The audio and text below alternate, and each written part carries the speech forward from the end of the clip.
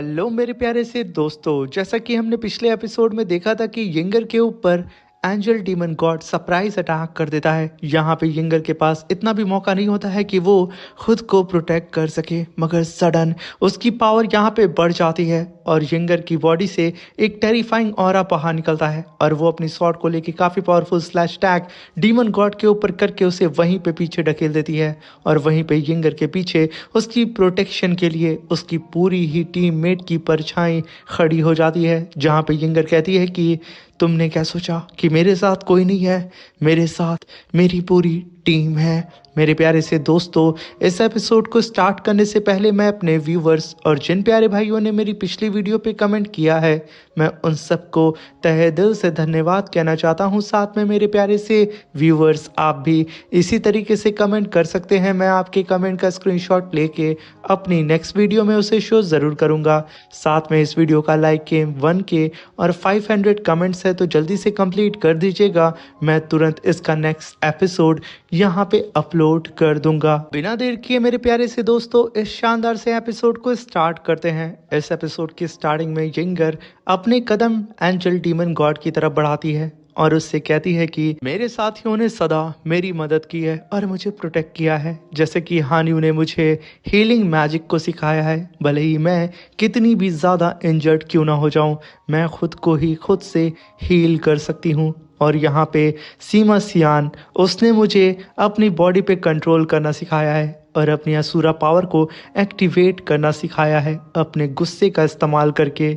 मुझे मेरी sister Wong ने मुझे सिखाया है कि किस तरीके से अपने पंच को ताकतवर बना करके अपने एनिमी का मुंह तोड़ते हैं। ये कहने के साथ यिंगर खींच के एक पंच एंजल डीमन गॉड के फेस पे दे मारती है। एक ही पंच में एंजल डीमन गॉड छटक करके तुरंत पीछे चला जाता है। उसे यकीन नहीं होता है कि आखिर एक समनर इतनी ज़्यादा पावरफुल कैसे हो सकती है।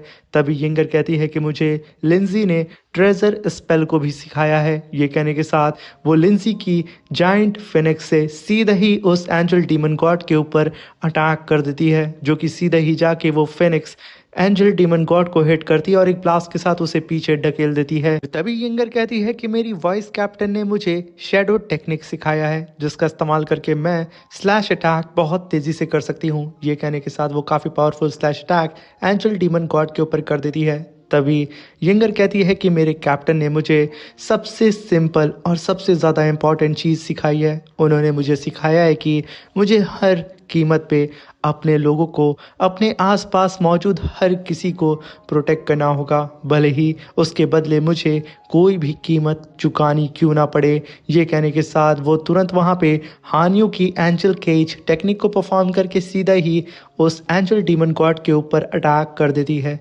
जहाँ पे एक जाइंट सा केज जा करके उस एंजल डीमन गॉड को चारों ही तरफ से कैप्चर करके उसे एक ही जगह पे सप्रेस कर देता है। मगर तभी एंजल डीमन गॉड अपनी पावर को अनलिश करके उस केज को डिस्ट्रॉय करते हुए कहता है कि तुम्हारे पास जो पावर है उसे तुम कंट्रोल नहीं कर सकती हो, क्योंकि ये पावर तुमसे बिलोंग ही नहीं करती है। इसलिए जब जब तुम उस पावर को समन करोगी, तुम्हारी बॉडी कोलैप्स होने लगेगी धीरे धीरे करके और तुम खुद को ही हर्ट करने लगोगी। तुम कुछ ही अटैक के बाद इतनी घायल हो जाओगी कि तुम खुद से ही खुद को मार लोगी। मुझे मारने की ज़रूरत भी नहीं पड़ेगी। यहाँ पे एंजल डीमन गॉड का इतना ही कहना था। यिंगर अपने घुटनों के बल गिर जाती है और उसके मुंह से खून तुरंत नीचे ज़मीन पे गिरता है। ये बात यहाँ पे सच होती हुई नज़र आती है। मगर तभी यिंगर गुस्से में यांग की तरफ देखते हुए कहती है कि बेवकूफ़ कहीं के, आकर तुम्हें यहाँ पे कितना समय लगेगा। यहाँ पे यिंगर यांग के ऊपर काफ़ी ज़्यादा गुस्सा आ रही होती है। मगर तभी यिंगर पास्ट की बात को याद करती है, जब पास्ट में यांग ने यिंगर के पास बचपन में आकर के उससे कहा था कि यिंगर, मैंने तुम्हारे खातिर इस शॉर्ट टेक्निक को सीखा है और इसे सिर्फ मैंने तुम्हारे लिए क्रिएट किया है। जब भी तुम मुसीबत में होगी तो याद रखना, मैं इसी टेक्निक का इस्तेमाल करके तुम्हें प्रोटेक्ट करूंगा। इस बात को याद करके यिंगर कहती है कि अब वक्त आ चुका है कि मैं यांग की उसी टेक्निक का इस्तेमाल करके उसे प्रोटेक्ट करूं। ये कहने के साथ यिंगर अपनी स्वॉर्ड को समन करती है और जाओ यिंग ओथ टेक्निक को परफॉर्म करती है और अपने ऑरा को रिलीज रिलीज करते हुए अपनी शॉट को गोल गोल ट्विस्ट करती है अपने बॉडी के साथ और काफी पावरफुल स्लैश अटैक सीधे ही उस एंजल डीमन गॉड के ऊपर कर देती है। उस अटैक को देख करके एंजल डीमन गॉड की भी आंखें फटी की फटी रह जाती हैं। वो एकदम घबरा जाता है कि आखिर ये समनर इतना पावरफुल अटैक कैसे कर सकती है, मगर तभी वहाँ पे वो अटैक सीधे ही जाके एंजल डीमन गॉड को हिट करता है और एक ब्लास्ट के साथ वहाँ पे एक स्पिरिचुअल ट्री अपीयर हो जाता है। यहाँ पे इस टेक्निक को परफॉर्म करने की वजह से यंगर की हालत और ख़राब हो जाती है, मगर तभी उस ट्री को डिस्ट्रॉय करते ही डीमन गॉड सीधे ही यंगर के ऊपर झपट पड़ता है। ये देख करके यंगर एकदम घबरा जाती है कि आखिर अब वो यहाँ पे क्या करे। वो ऑलरेडी यहाँ पे बहुत ज़्यादा थक चुकी है, मगर वो बहुत ही तेज़ी से पीछे हटती है। तभी सीन शिफ्ट होता है और हमें यांग को दिखाया जाता है जो कि अपने थ्रोन ट्रायल को कंप्लीट कर चुका था। तभी थ्रोन उससे कहता है कि जब भी यहाँ पे जो भी कल्टीवेटर थ्रोन ट्रायल को कंप्लीट करता है और उन कल्टीवेटर की अक्सर अलग अलग विशेस होती हैं, जैसे कि किसी कल्टीवेटर की विश होती है कि वो डीमन गॉड एम्परर को मारना चाहता है, या फिर किसी की विश होती है कि वो अपने वर्ल्ड के अंदर मौजूद सारे ही डीमंस को ख़त्म करना चाहता है, या फिर उसकी विश ये होती है कि वो अपने लोगों को सिर्फ प्रोटेक्ट करना चाहता है। तो आखिर यांग तुम्हारी विश क्या है और तुम्हारी कसम क्या है? तभी वहाँ पे यांग कहता है कि मेरे पास ऑलरेडी एक ट्रू लीडर है जिसके लीडरशिप में हम लोग आराम से सारे ही डीमंस को ख़त्म कर देंगे। मुझे अपने लीडर पे पूरा ही भरोसा है, इसलिए मैं यहाँ पे अपने लोगों को प्रोटेक्ट करना चाहता हूँ, अपनी यंगर को प्रोटेक्ट करना चाहता हूँ। उसका हाथ थाम करके उसके साथ मैं आखिरी सांस तक जीना चाहता हूँ। मैं यंगर को अपने आप से जुदा नहीं करना चाहता हूँ। ये कहने के साथ वो यंगर को इमेजिन करता है जहाँ पे उसने यंगर का हाथ पकड़ा था।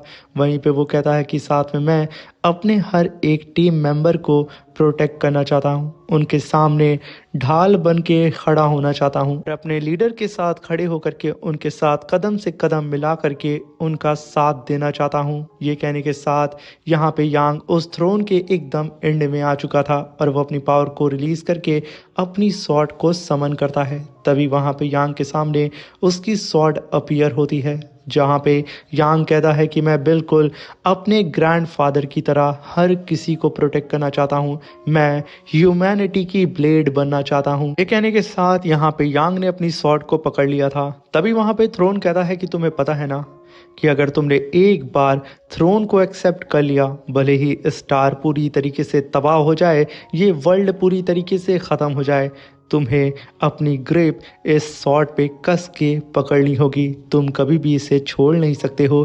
तभी वहाँ पे यांग कस के अपनी सॉर्ड को दूसरी तरफ से पकड़ता है और कस के उसे बाहर निकालते हुए कहता है कि मैं वादा करता हूँ कि मैं ह्यूमैनिटी की ब्लेड बनूंगा और सारे ही डीमंस को, अपने दुश्मनों को ख़त्म कर दूंगा और ह्यूमैनिटी को प्रोटेक्ट करूंगा।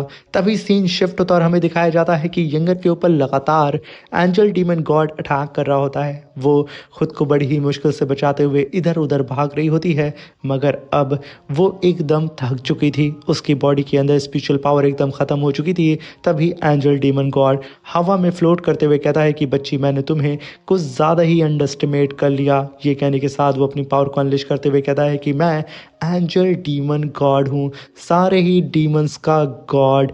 ये कहने के साथ वो अपने एंजल थ्रेड्स को रिलीज करता है और नीचे मौजूद सारे के सारे मरे हुए डीमंस की बॉडी को उठाता है और फिर से अपने थ्रेड के ककून में उन सबको कैप्चर कर लेता है। और जैसे ही ककून फटते हैं, उसके अंदर से मरे हुए सारे ही डीमन गॉड्स अपीयर होने लगते हैं। वहीं पे ये देख के यंगर की ग्रैंडफादर के होश उड़ जाते हैं और वहीं पे यंगर, जो कि उन सब की ग्रेविटी प्रेशर के अंडर होती है, उसकी हिम्मत नहीं होती है कि वो अपनी गर्दन को उठा के देख सके कि उसके सामने क्या हो रहा है। उसे यहाँ पे सिर्फ उन सब का ऑरा महसूस हो रहा होता है। तभी यंगर के ग्रैंडपा कहते हैं कि हमारे सामने ये जो सारे के सारे डीमन गॉड मौजूद हैं, ये असल में पपेट्स हैं, उनकी कॉन्शियसनेस पूरी ही तरीके से डिस्ट्रॉय हो चुकी है। मगर यहाँ पे एक बड़ी मुसीबत है, सनसुई। भले ही यहाँ पे इन सारे ही डीमन गॉड की कॉन्शियसनेस ख़त्म हो चुकी है और ये एक पपेट है, मगर इनकी स्ट्रेंथ यहाँ पे डीमन गॉड की पावर को कैरी करती है, क्योंकि ये उनकी फिजिकल बॉडी है। ये सुनकर के यंगर की ग्रैंडमा की हालत ख़राब हो जाती है कि अब उनकी पोती यहाँ पे आगे क्या करेगी। और तभी हम देखते हैं कि एंजल डीमन गॉड ने यिंगर के ऊपर से अपने ग्रेविटी प्रेशर को हटा लेता है, जिसकी वजह से वो यहाँ पे इन सारे ही डीमन गॉड्स को देख पाती है। यिंगर की पूरी आत्मा तक यहाँ पे कांप जाती है उन सारे ही पावरफुल डीमन गॉड्स को जिंदा देखते हुए। वो भी अपने सामने, वो एकदम घबराते हुए कहती है कि आखिर ये सब क्या हो रहा है। मगर तब तक एंजल डीमन गॉड आदेश देता है कि अटैक करो। सारे ही डीमन गॉड्स अपने अपने पावरफुल अटैक यिंगर के ऊपर कर देते हैं। अपनी मौत को अपने सामने ही देख करके यिंगर की हालत खराब हो जाती है, उसकी आंखें बड़ी हो जाती हैं। मगर सडन उसके सामने अपीयर होता है यांग, जो कि आते के साथ अपने विंग्स को रिलीज करता है और काफी पावरफुल स्लैश अटैक कर देता है उन सारे ही डीमन गॉड्स के अटैक के ऊपर। और तुरंत यिंगर को अपने हाथ से पकड़ के अपने पंखों के बीच में छुपा लेता है। पीछे के साइड वो सारे ही स्लैश अटैक डिस्ट्रॉय हो चुके थे। वहीं पे यांग कहता है कि मेरी प्रिंसेस, मुझे माफ करना, मैं काफी लेट से आया हूँ। तभी यिंगर कहती है कि इस बार मैं माफ करती हूँ, मगर अगली बार खबरदार, अगर तुम लेट हुए मैं माफ नहीं करूंगी। ये सुनकर के यांग कहता है कि अब ऐसा दोबारा नहीं होगा। वहीं पे सारे के सारे डीमन गॉड्स अब टूट पड़ते हैं इन दोनों के ही ऊपर, जहाँ पे यांग बहुत ही प्यारी भरी नजरों से यिंगर को देख रहा होता है, मगर बीच में वो लोग दखल अंदाजी कर रहे होते हैं। इसलिए यांग अपनी पावर को रिलीज करके अपने डिवाइन सील थ्रोन को ही समन कर लेता है। वो जैसे ही आसमान में अपीयर हुआ था, उन सारे ही डीमन गॉड्स और डीमंस के ऊपर ग्रेविटी प्रेशर लगने लगता है। सबके होश उड़ जाते हैं। वहीं पे यांग यिंगर को लेकर के अपने थ्रोन के ऊपर चढ़ने लगता है। उधर एंजल डीमन गॉड की फटके 4 हो चुकी थी। तभी वहां पे यांग यिंगर को तुरंत अपने सिंहासन पे बैठाता और कहता है कि प्रिंसेस, क्या मैं आपकी तरफ से इटर्निटी तक फाइट कर सकता हूँ? मैं आपके लिए लड़ना चाहता हूँ मेरी प्रिंसेस, मैं आपका गार्ड बनना चाहता हूँ अपनी पूरी ज़िंदगी। ये सुनकर के यिंगर कहती है कि मैं प्रॉमिस करती हूँ कि मैं इटर्निटी तक तुम्हारा साथ दूंगी, तुम मेरे नाइट हो। ये कहने के साथ वो दोनों भी एक दूसरे को देखते हैं और किस करने के लिए एक दूसरे के करीब आने लगते हैं। मगर फिर से एंजल डीमन गॉड चिल्लाते हुए कहता है कि मैं एंजल डीमन गॉड हूँ, जिसके अंदर सारे ही डीमन गॉड्स और सारे ही डीमन वॉरियर्स आते हैं। आखिर तुमने कैसे सोच लिया कि तुम मुझे यहाँ पे रोक सकते हो? मैं गॉड ऑफ एंजल हूँ। कहने के साथ वो फिर से उन सारे ही डीमन गॉड्स की बॉडीज को कंट्रोल करता है अपने एंजल थ्रेड से और सीधा ही यांग के ऊपर अटैक कर देता है। तभी यांग यिंगर से कहता है कि 1 मिनट। ये कहने के साथ वो अपनी स्वॉर्ड से ह्यूमैनिटी ब्लेड स्लैश अटैक सीधा ही उन सारे ही डीमंस के ऊपर करते हुए कहता है कि इसे टेस्ट करने का ये सही मौका है।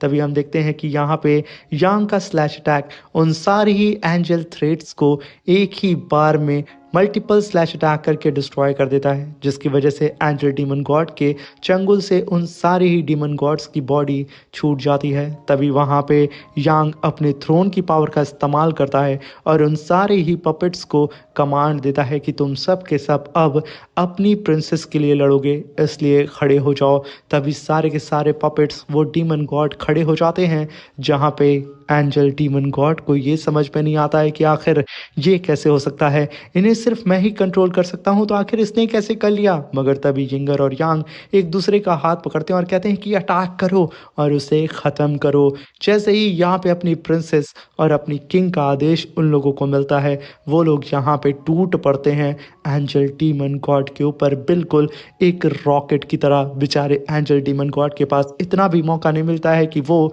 भाग सके। उसके ऊपर मल्टीपल अटैक अलग अलग डायरेक्शन से होने लगते हैं, जहाँ पे एंजल डीमन गॉड के ही साथी उसकी बैंड बजा रहे होते हैं। और तभी हम देखते हैं कि यहाँ पे यांग अपनी ह्यूमैनिटी स्वॉर्ड का इस्तेमाल करता है और उसे जायंट फॉर्म में ला करके final strike angel demon God के ऊपर कर देता है।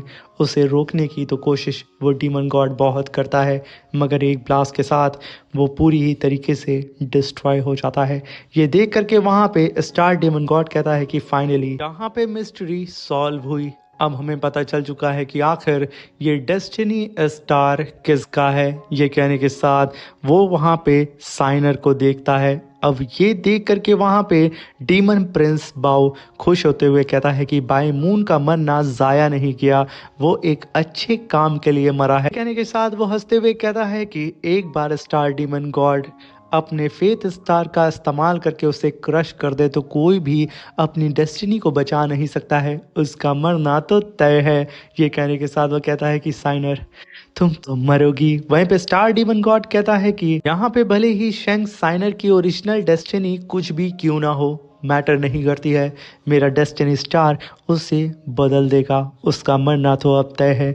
तभी वहाँ पे डीमन प्रिंस बाऊ हंसते हुए कहता है कि मैं तो बस उस पल को देखना चाहता हूँ जब लॉन्ग हॉचन की लवर हम लोगों के सामने तड़प तड़प के मरेगी।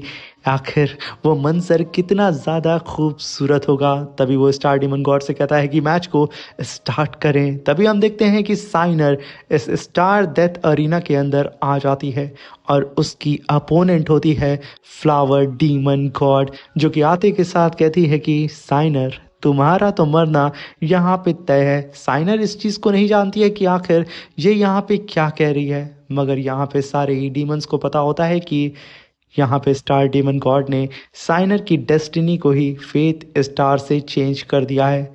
जैसे ही वो यहाँ पे उसे क्रश करेगा, साइनर की स्पिरिचुअल पावर ख़त्म होती जाएगी और वो मर जाएगी। अब ये बात यहाँ पे लॉन्ग हाउचन को भी महसूस होने लगती है, उसके दिल की धड़कन बढ़ने लगती है। वो तुरंत अपने दिल को पकड़ते हुए कहता है कि आखिर मेरे दिल के साथ क्या हो रहा है। मगर तभी साइनर की अंगूठी ब्लिंक करती है और लॉन्ग हाउचन के सामने फिर से वही डेस्टिनी स्टार अपीयर होता है, जिसके अंदर शक्ल होती है साइनर की। ये देख करके वहाँ पे हाउचन एकदम घबराते हुए कहता है कि क्या ये फेथ स्टार असल में साइनर है, मैं ऐसा होने नहीं दे सकता हूँ। वो अपने दिल को ही पकड़ के अपने स्वॉर्ड के सहारे बैठ जाता है ज़मीन पे। मगर तभी वहाँ पे सीनियर शू कहती हैं कि ये सब कुछ किया धरा स्टार डीमन गॉड का होगा। अगर हमें यहाँ पे साइनर को बचाना है तो हमें स्टार डेस्टिनी प्लेट को डिस्ट्रॉय करना होगा, इसके अलावा कोई दूसरा चारा हमारे पास हाउचन नहीं है। तभी लॉन्ग हाउचन कहता है कि यहाँ पे स्टार डीमन गॉड आ जाए या फिर डीमन एम्परर कोई भी क्यों ना आ जाए, मेरे होते हुए साइनर को कोई भी मुझसे जुदा नहीं कर सकता है और ना ही कोई उसे छू सकता है, क्योंकि उसके सामने सदा मैं खड़ा हूँ। भले ही मुझे अपनी ज़िंदगी की कुर्बानी देनी पड़े, भले ही मुझे अपने शरीर के अंदर मौजूद एक एक लाइफ एसेंस को बर्न करना पड़े, मैं सब कुछ मिटा दूंगा। ये कहने के साथ वो काफ़ी पावरफुल स्लैश अटैक वहीं पे करता है और इसी के साथ ये शानदार सा एपिसोड यहाँ पे ख़त्म होता है। Thank you for watching.